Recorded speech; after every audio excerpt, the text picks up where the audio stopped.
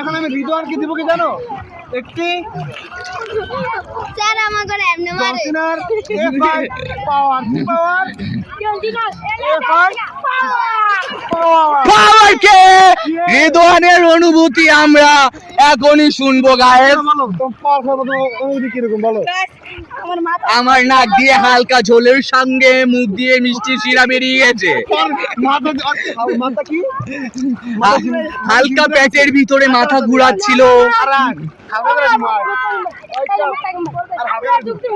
হালকা হালকা আস্তে